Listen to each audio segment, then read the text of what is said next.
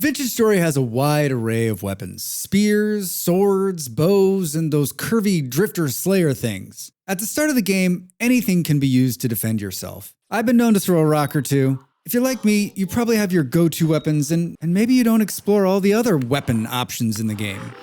So, let's talk about weapon choices in Vintage Story.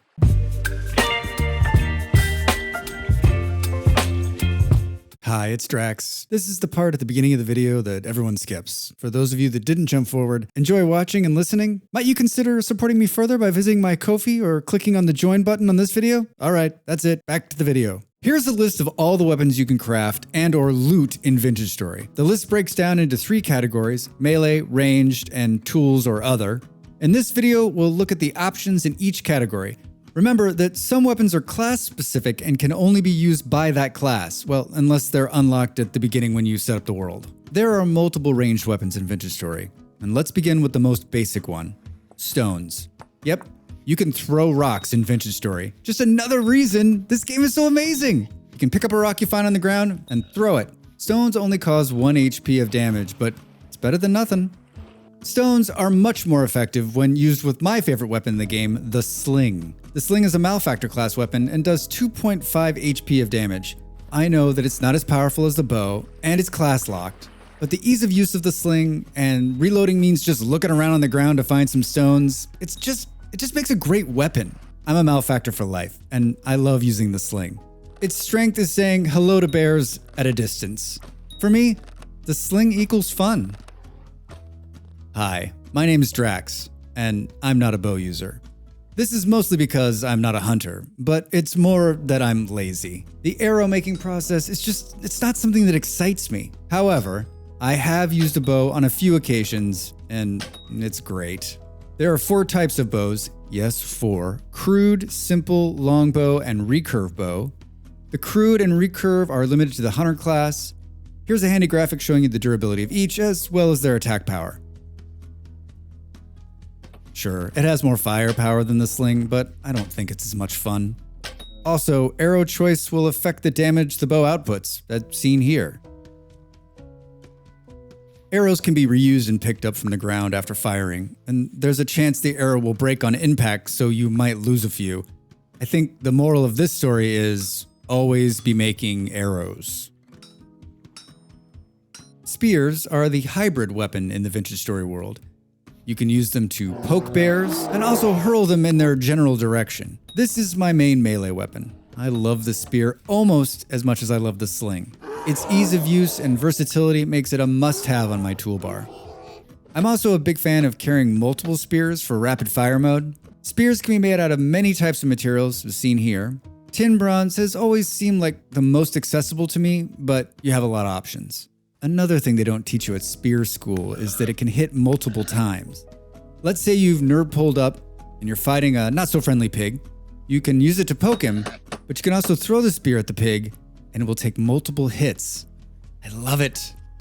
Falx, or sword, or as I've dubbed it, the Mole Man Slayer, I call drifters mole men, is a very powerful weapon. It comes in a lot of different flavors. You're going to need to be in the Copper Age to craft one of these amazing slayers. As you can see from this graphic, there are many combinations to choose from. I've had the pleasure of using a steel Falx, and let me tell you, it was amazing. As stated, this weapon is great for cleaning up visiting drifters. I don't find myself carrying this weapon all that often. If I know I'm gonna go underground, exploring, or maybe to some ruins, then it's definitely my go-to weapon of choice. Plus, I mean, come on, looks really cool. Finally, let's talk about tools as weapons. Yes, you can use a knife, axe, hammer, even a hoe to protect yourself in a fight. These feel more like a panic weapon more than your everyday weapon around town, with a couple of exceptions. I've used the knife to finish off a bunny or two. I mean, it's a knife.